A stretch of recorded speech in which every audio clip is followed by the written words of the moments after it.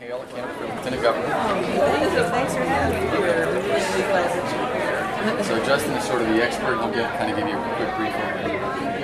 Lots of great history. Are you okay? She commuted. That's, I might. Very funny. I had no name ID. Hi, thanks for being here. I think it's only 1 in 5 of us in the General Assembly are women. We need more young women running for office. Desperately, desperately. So especially people with good hearts and good minds that want to do the right things for the right reasons. Our wonderful guest today, and I want to thank her for coming. Indiana is on the verge of a very exciting time right now with some brand new, bright, and progressive leadership at the state, which I think you all agree we desperately need. And not only is that leadership at the state level important, but the connection from Richmond to our state is also very important. So please give a very warm welcome to our candidate for Lieutenant Governor, Christina Hale.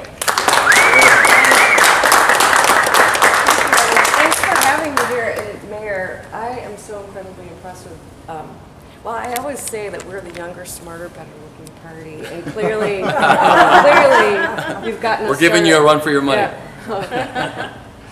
But I want to thank you all for having me here today, and I want to also recognize Representative Phil Flume, too, whose daughter is my constituent, actually in my district in Indianapolis. I'm state representative on the north side of town there now, and I was first elected in 2015, and actually Phil helped me a great deal. He told me, although I represent a Republican district, he said, you can walk your way to victory if you work hard enough. And I took his advice, and I knocked on 30,000 doors and just kind of told our story household by household, and won by 51 votes out of about 36,000 cast. So it was good advice, but you were right, it did take a lot of hard work.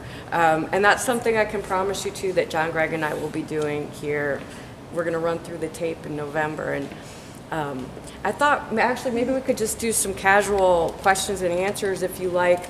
But I do wanna just give you a little bit of a campaign update and let you know that things are looking pretty good. It's been such a crazy campaign season. So finally now we have some opponents to run against. And actually, interesting fact about Eric Holcomb, this is his 3rd office he's running for in the past 4 months. So I actually just mentioned when we were talking here with the media, like we actually really do want this job, and this is what we want to do. We're not auditioning for something else. But that said, really good news, we're up about 7 points in polling. So, So we take that very seriously, and people also often ask, well, you're going to have to pivot in how you're campaigning. And no, we've always just been talking about the issues, and that's what we're going to continue to do, and just try to get out as broadly and as often as we can to tell that story about why we're running and what we want to do. And coming to this amazing place, that's kind of the best part of the job right now, is getting to meet people and to see all these interesting kind of rich places around Indiana. So it does make your Hoosier pride and your Hoosier heart go pitter-pat when you do this. So thank you. So, do you guys have questions for me? Or? Hi, my name is Rachel. I teach at Earlham College, and my specialization is in child development. So I'm very passionate, interested about the pre-K funding. And so I think it's really important to have universal pre-K as an option. But one of my concerns is that pre-K, kindergarten has become first grade, and pre-K is also sort of becoming first grade, where there's a lot of sit down and worksheets, which is just not how children learn. Children learn through play, some directed play, but they learn through play. And so I'm wondering what y'all's plans are to guarantee and ensure that it's high quality research based pre-K as opposed to just getting kids into their seats earlier. That's a great question. And we are partnering with Glenda Ritz on kind of executing all of that. As our state superintendent, we respect her role, and we respect her contribution into what we all elected her to do. That said, I really hear where you're coming from. You know, mandatory education actually doesn't even begin in Indiana until age 7. And there is a lot of pushback about that and people that want to homeschool, and they'll always be able to do that as an option. But kindergarten is first grade, and then, you know, how does that happen when you're a younger student, a 4-year-old or something like that? And I'm not an educator myself. I'm the mother of a former pre-K and K student. So I don't know that I can get that specific about how we'll ensure that they're not sitting down with worksheets every day. But certainly the intention is that they're teed up to learn, that they're socialized, they can raise their hand and stand in line and still have that fun opportunity of being a kid in a structured, instructional, but playful environment. One of the ways we're going to go about doing that too is not kind of reinventing a new, this is what standardized pre-K has to look like. We want to partner with people that are already providing those services so that they will be able to apply for the funds to pay for those kids that want to go. So we're not really inventing a new instructional curriculum. It's really letting people that are already kind of performing that, however they're doing it, as long as they're licensed and they're meeting those basic, you know, standards of childcare and safety to execute as they're doing now, and let parents kind of choose where they want to send their kid. If you don't mind me just asking a follow-up question, are there any plans for those funds to partially be used for professional development for pre-K teachers who want to take a child development course, for example? Well, right now, not so much. I mean, this really, you know, in Indiana, we're not even providing school books as part of public education today. A big frustration I've had in the General Assembly is that we spend so much money, for example, on testing, and then there's really $0 left for remediation. And clearly we have not invested enough in teachers, whether school building by school building or even, you know, more broadly statewide. So certainly it's something that we would support.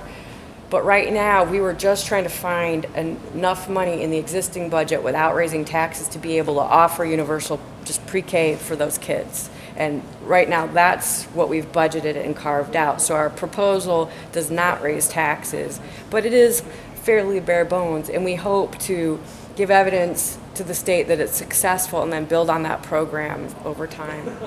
Thank you. Hi, Judy Wacholz.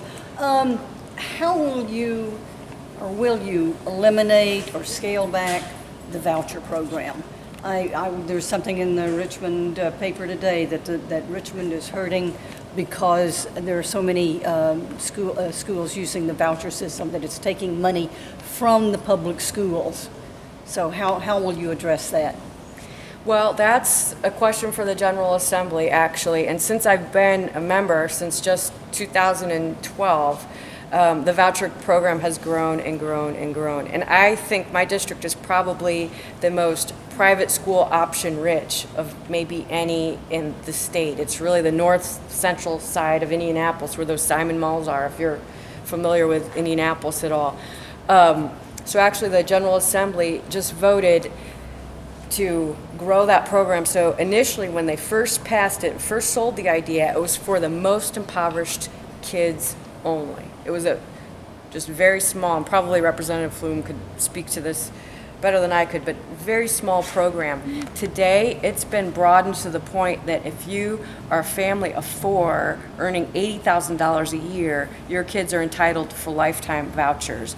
And I think the frustration is that it does cream all that money off of the top of the school budget. And we've got schools all around the state that are going to have to cut busing and transportation and programs for the arts and other things like that because they can't hit that bottom line. And there are also tensions too because, for example, if you've got kids that have special needs, they were to be addressed by the public school, maybe lifetime skills, other things like that.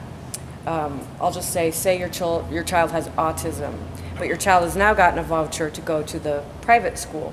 The private school will say, yes, we'll take that voucher and we'll take care of the educational needs of that child. But anything else over and above that, not our responsibility. So that burden is still left on that traditional public school to provide all those other services. So now the dollars have walked away to the private school option, and the public school is still on the hook for that added expense. They're not getting any per student funding. So there are a lot of flaws right now. So I don't want to overpromise, underdeliver that we can fix that, because that's something and another reason why we still have this overwhelming majority. And these are things that we're going to have to get through the General Assembly. And John Gregg and I want to work collaboratively and sit down and talk to people and just say, hey, this isn't working. And we have to reform this, because we now have all these different tactics to support public education throughout Indiana, but we have that same calcified school funding formula, and we're trying to pay for things with the same pot of money, and we're trying to demonstrate. Actually, we had a failed bill. It's failed the past 2 years to bring more transparency to this, because we wanted to ensure that when we publish the school funding formula and how all these options get paid for, that you see direct line items. This is how much got paid out to vouchers. This is how much got paid out to charter schools. This is how much went to traditional public school systems. And right now, that information is not readily available to the public either.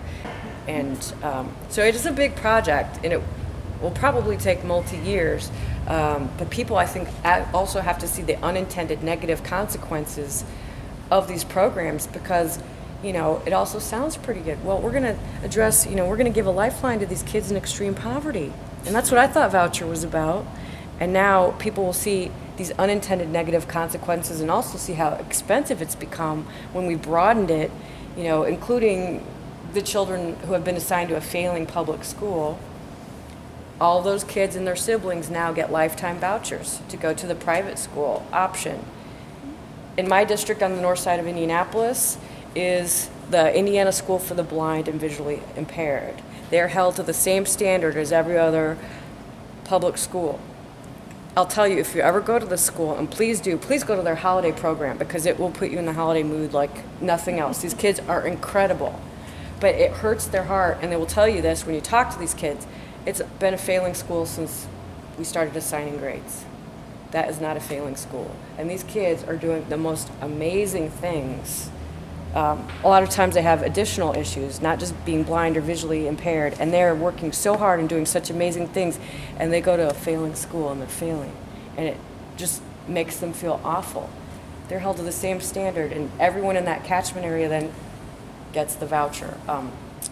I could talk about this for too long. It's certainly a grave, grave concern, and we're looking at it, but it's going to take the cooperation of many, including the General Assembly, to change that. Anyone else have a question? Does the jobs program have any green energy, alternative energy plans for those kind of jobs? Or? Well, John Gregg and I are actually working now on a policy position paper for energy. So we're going to have to certainly diversify our energy portfolio, which right now is about 80% based on coal. So we have wind farms, but for example, we have no plan for solar in Indiana. So 2 years ago, there was a proposal basically that would allow the traditional investor-owned utilities to kind of own solar for household residents over time. And I'm trying to think, there are just a number of technologies, including, say, corn-based ethanol or other sorts of initiatives. I will say the job growth piece of it is absolutely infused with our need to diversify, to become less coal dependent over time, and we're working on it. Well, I want to be respectful of Christina's time. We're not her final stop for the evening, and I want to give her a few minutes to talk to all of you. When her driver says it's time for her to go, she's going to have to pull her out to get her to her next stop, so I'll let you mingle with the crowd. And we just have to be respectful of her time. We'll take a few minutes for her to talk. And we really, really want to thank Susan and the crew from the Model T Museum for having us today. Thank you so much for letting us be here. And let's just give Christina a big thanks for sharing her time with us.